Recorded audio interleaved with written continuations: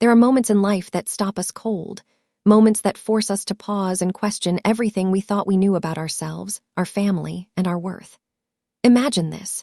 You're sitting across from someone you've loved your entire life, someone who grew up in the same house, ate at the same dinner table, shared the same memories, and suddenly they ask, "How's that $500,000 trust fund treating you?"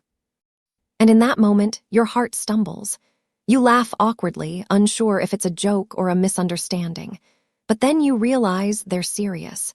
They're talking about something you never knew existed, something that could have changed your life, but somehow it never reached you. That question, "What trust fund?" becomes more than a sentence. It becomes a mirror, a reflection of trust, of truth, and of how differently life can unfold for people who started from the same beginning. But here's the thing. Life has a way of handing each of us our own kind of trust fund. Sometimes it's not money at all. Sometimes it's something deeper: resilience, wisdom, faith, grit, empathy. Those invisible inheritances become the real wealth that shapes who we are.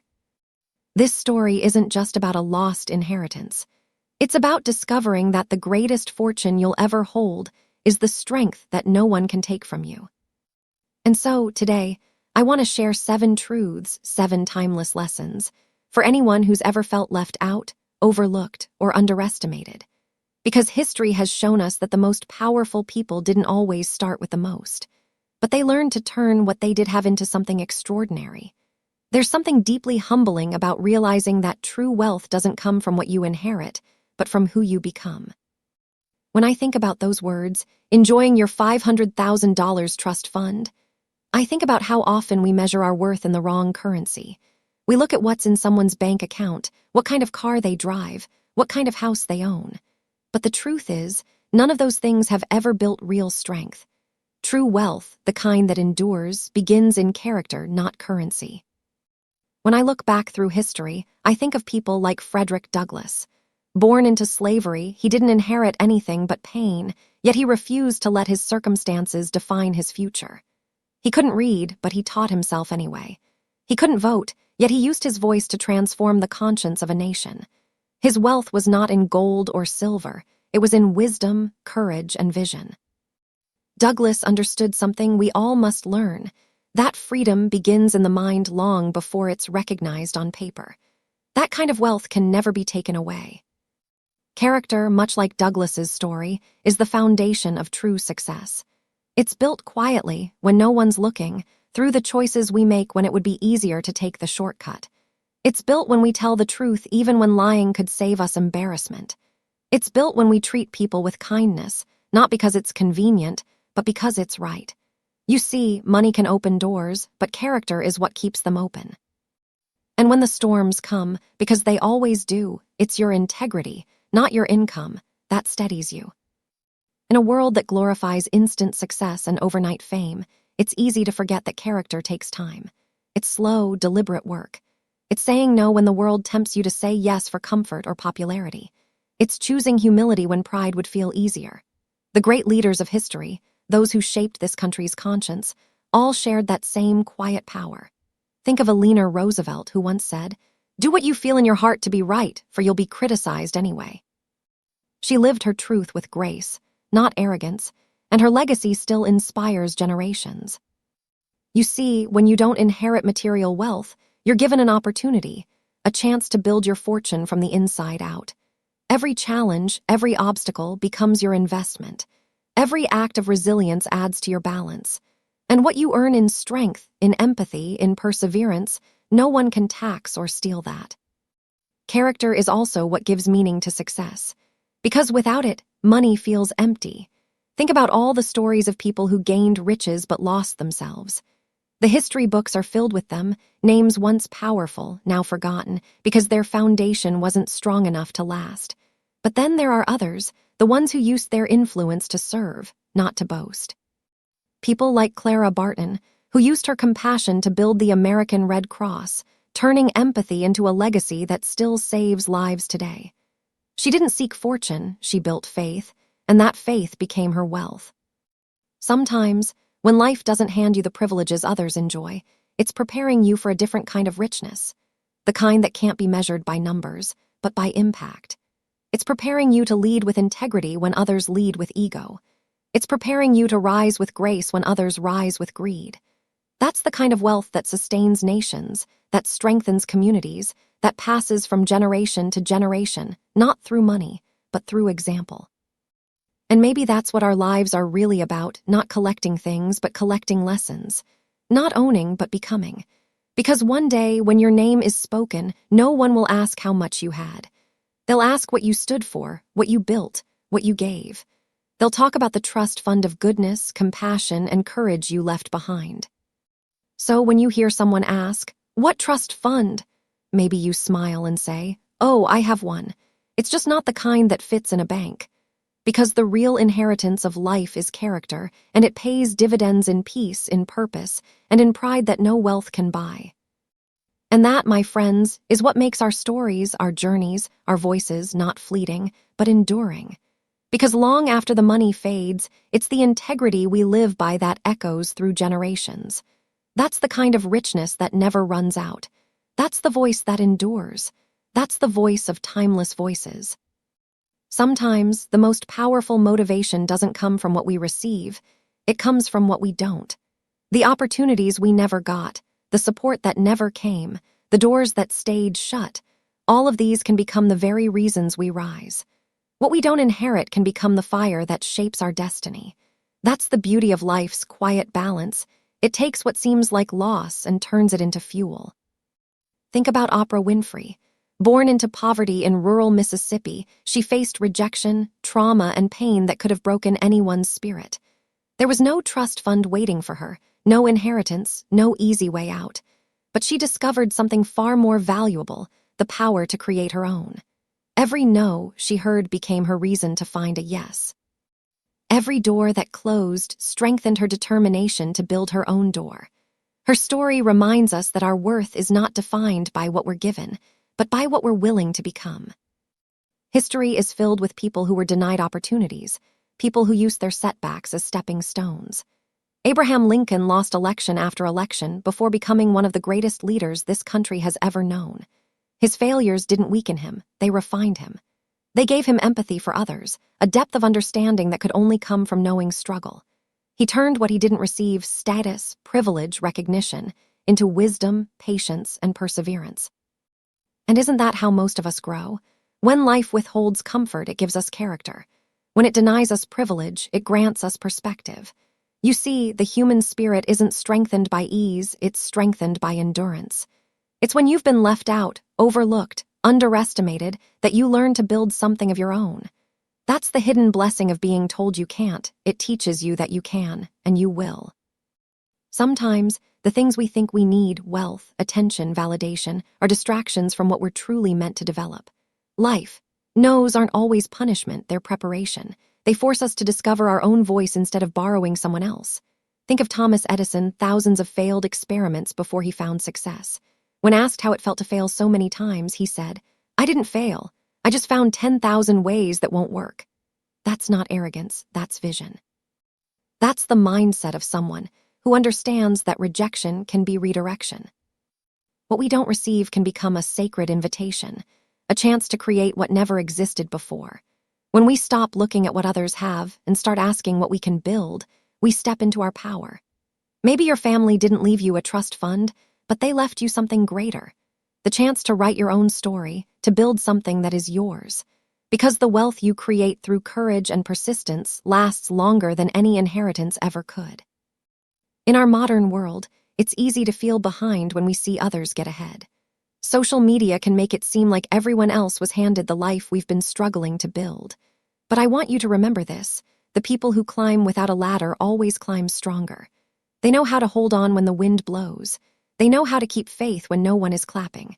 And when they reach the top, they're not just successful, they're unshakable. Every great American story, at its core, is about someone who didn't receive, who built from nothing. It's the immigrant who arrived with empty pockets but full dreams.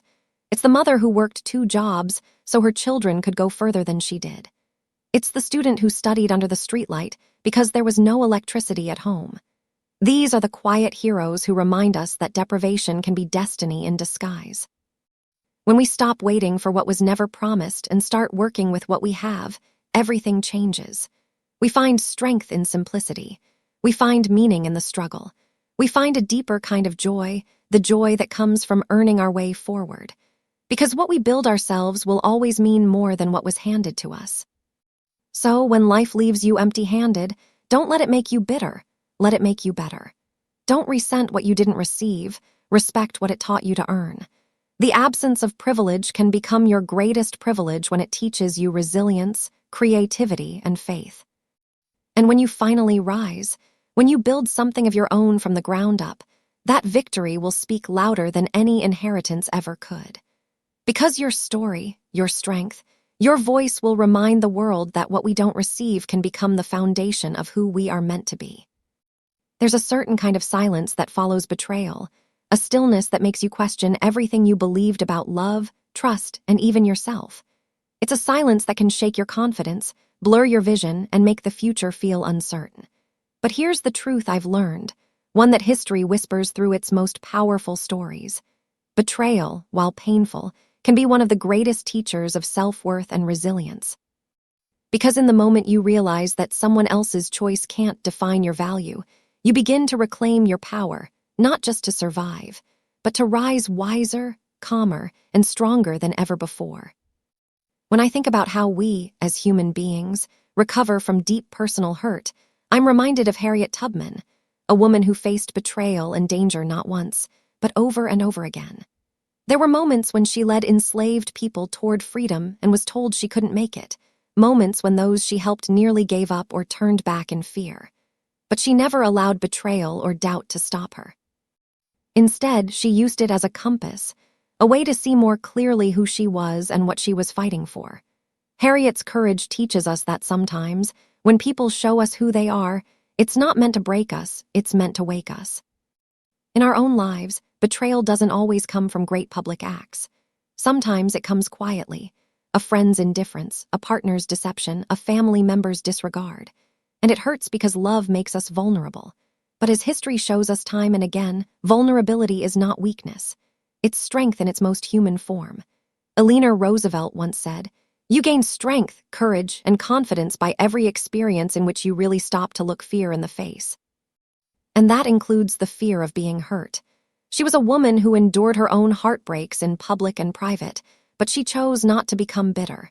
Instead, she transformed her pain into empathy, using her voice to champion those who felt unseen. That's what betrayal can do when we let it teach us instead of define us. It can purify our perspective. It can clarify what truly matters. Because when you're left standing alone, you begin to see yourself in a new light. You begin to see what you bring to the table, not because someone else validates you, but because you've seen what you can endure. Think about Martin Luther King Jr. He faced betrayal not just from his enemies, but sometimes from those within his own movement, people who doubted his nonviolent approach or questioned his vision. Yet he chose to forgive, not because it was easy, but because forgiveness was the only path that aligned with his purpose.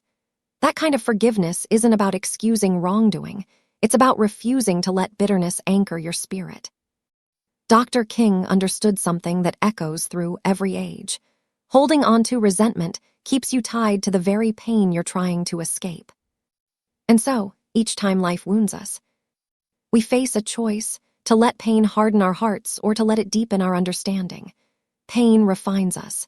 It teaches us compassion for others who are hurting, and it reminds us that healing doesn't erase scars, it redefines them. When we look back on our darkest moments and realize we didn't just make it through, but we grew through them, that's when we find peace. History tells us that even the greatest leaders, the most inspiring figures, carried private pain. Abraham Lincoln fought through depression. Maya Angelou endured trauma that could have silenced her forever. Yet she wrote, she spoke, she sang because she understood that her voice, shaped by pain, could heal not only herself but generations after her.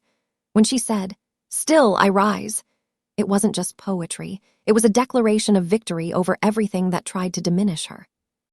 And maybe that's what betrayal really is, a test of how deeply we believe in our own worth. Because when you've been lied to, dismissed, or undervalued, and you still choose to love again, dream again, and trust again, that's not weakness. That's grace. That's strength clothed in softness. I've always believed that grace is one of the most revolutionary forces in the world. Grace says, I've been hurt, but I will not let hurt define me. It says, I've lost something, but not myself. It's what allows us to rebuild without bitterness, to love without fear, and to lead without hate. So when someone betrays your trust, don't let it destroy your light. Let it refine your fire. Let it be the moment you choose not to shrink, but to stand taller, more grounded, more self-aware, more at peace. Because every person who has ever risen to greatness has faced a moment when their heart was broken, and still, they chose to rise. And when you rise, you join the company of those timeless souls who refuse to let pain make them smaller. You join the chorus of voices throughout history who turned heartbreak into harmony. And that, right there, is the eternal promise of human strength, that even when the world disappoints us, our spirit can still sing. There's something profoundly revealing about how we face moments of loss, not just financial or material loss, but the kind that leaves us questioning our place in the world. When we discover that something we thought was ours, a gift, an inheritance, a promise, was never really meant for us, it shakes something deep within. It's not just about the money or the opportunity. It's about the trust, the expectations, the quiet belief that life would play out a certain way. And when that belief crumbles, we're left with a choice. Do we let disappointment define our story, or do we redefine what wealth and fulfillment truly mean?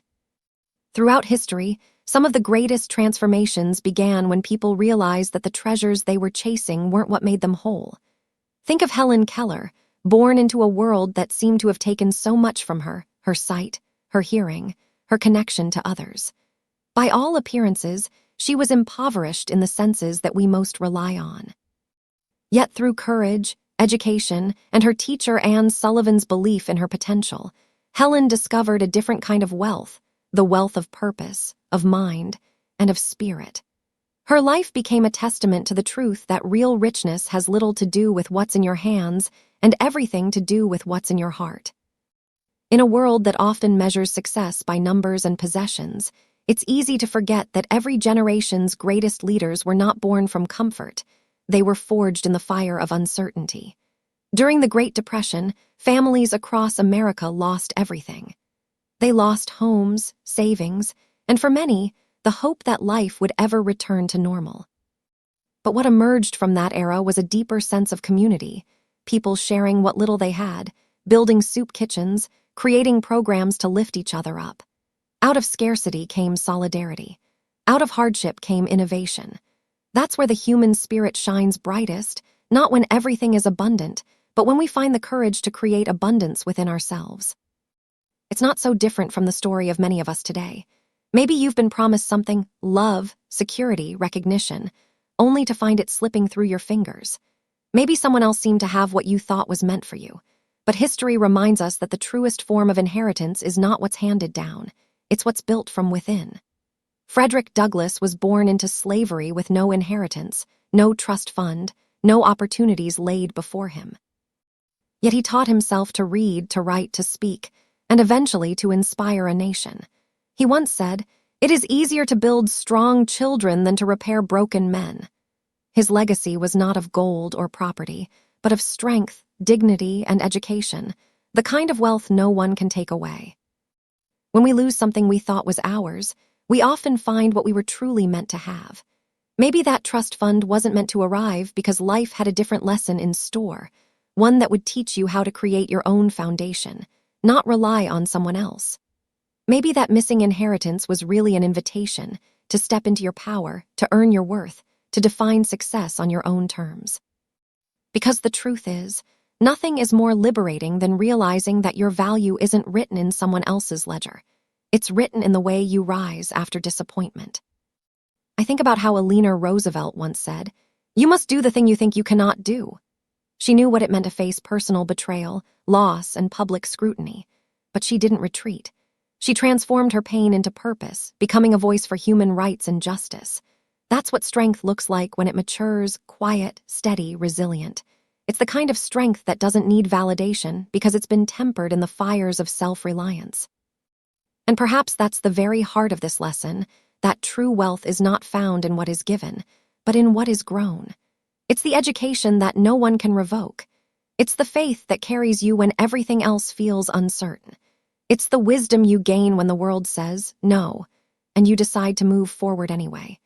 The richest people in history were often those who refused to let lack become limitation. So when life reveals that your trust fund isn't coming, when that opportunity, that promise, that dream seems to vanish, pause and listen. It might just be that life is whispering, build your own. Build your own wealth in compassion, your own foundation in discipline, your own legacy in love and perseverance. Because that kind of wealth cannot be misplaced, stolen, or forgotten.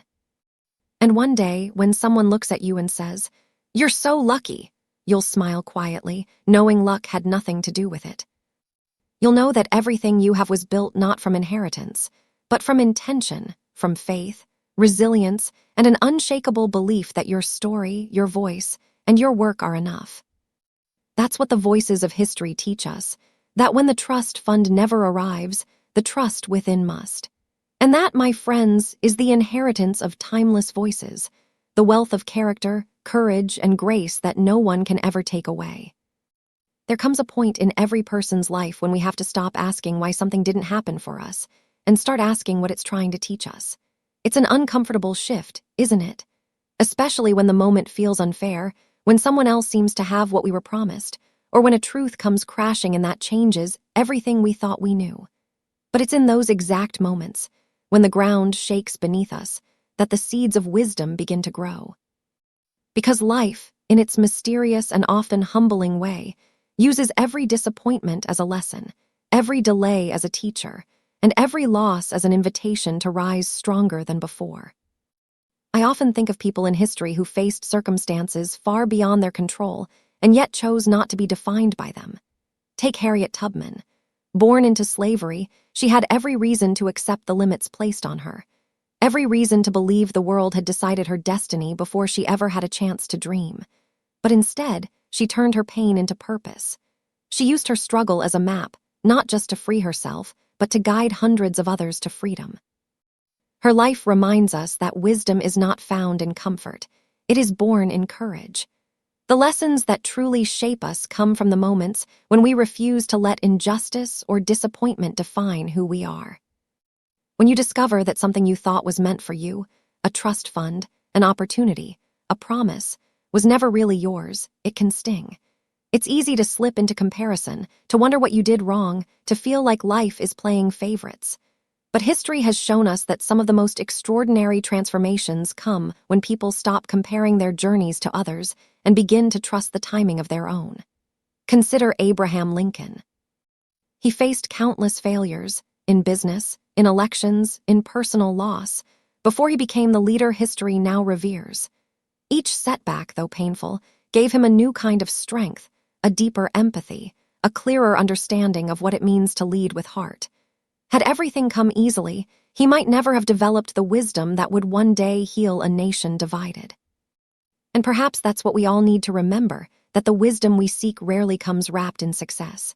It arrives quietly, hidden inside moments of doubt, heartbreak, and humility. The ancient Greeks believed that wisdom was not simply knowledge, it was experience transformed through reflection. And that's what life asks of us, not to avoid struggle, but to learn from it, to transform it into something that serves not just us, but those who will follow after us. Sometimes, when we face disappointment, it's not because life is denying us something. It's because it's preparing us for something greater, something that requires a stronger, wiser version of ourselves.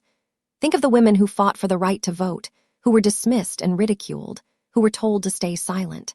They endured rejection after rejection, yet they did not let the pain harden them. They turned that pain into perseverance, into a movement that forever changed the course of history. Their lesson was clear. Wisdom grows in persistence. It grows when we stay committed to growth even when the reward isn't immediate. When we learn to accept what we can't change and find meaning within it, we begin to see the world differently.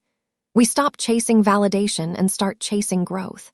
We begin to understand that the people who seem to have it all might not have what truly matters: peace, purpose, and wisdom.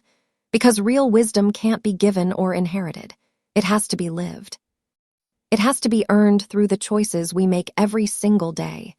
in how we treat others, how we recover from disappointment, and how we choose to see ourselves in moments of challenge. The story of Maya Angelou always moves me deeply. She endured trauma, silence, and loss, yet she became one of the most powerful voices of her generation. She once said, "I can be changed by what happens to me, but I refuse to be reduced by it."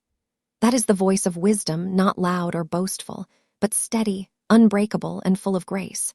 She took every hardship and turned it into poetry, into truth, into a light that continues to guide millions long after her time. When we're willing to listen to life, even when it hurts, we start to hear its quieter lessons. We realize that sometimes not getting what we wanted is the very thing that helps us grow into who we were meant to be. And just like those who came before us, Harriet, Lincoln, Maya, we discover that wisdom doesn't arrive when everything goes right. It blossoms when we keep moving forward even when everything feels wrong. So when the world surprises you, when your expectations fall apart, when you find yourself asking, "Why me?" take a breath and listen. Maybe life is whispering a truth only you can hear. Maybe it's preparing you to be the voice someone else will one day need to hear.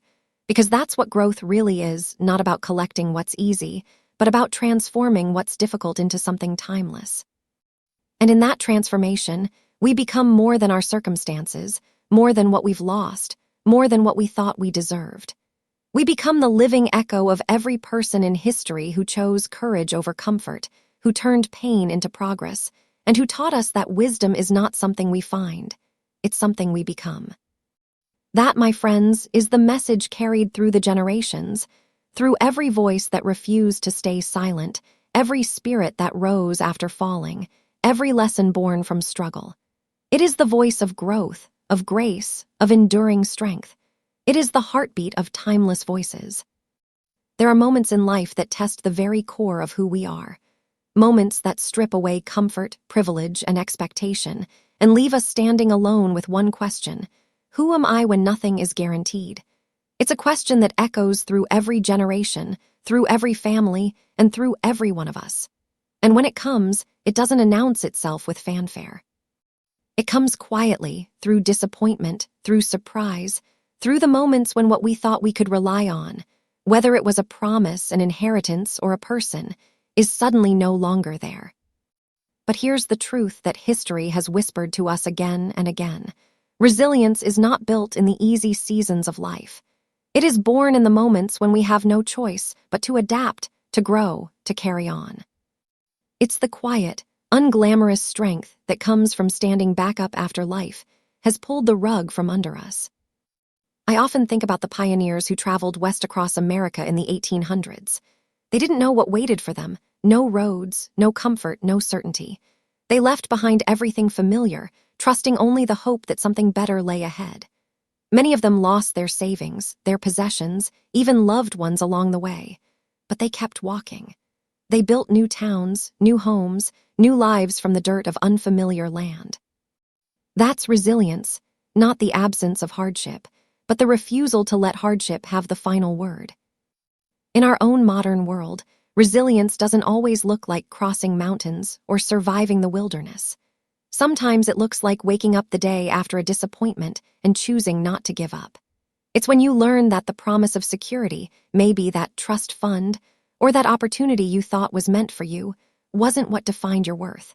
What defines you is what you build from that emptiness. Because resilience is a kind of wealth too, one that no one can take from you, one that grows every time you refuse to let defeat win. History gives us countless examples of people who turned pain into power through resilience. Think of Franklin D. Roosevelt, a man who, before he became president, was struck by polio and confined to a wheelchair. The world saw weakness, but he saw something else. He saw a chance to grow stronger in spirit. He refused to let his circumstances dictate his leadership, and instead, he became the voice of hope for millions of Americans during the Great Depression.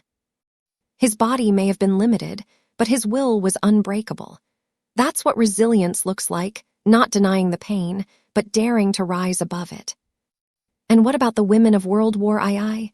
While husbands and brothers were at war, they took to the factories, to the fields, to the hospitals, doing jobs they had never been allowed to do before. They didn't wait for perfect conditions. They made progress out of chaos. They show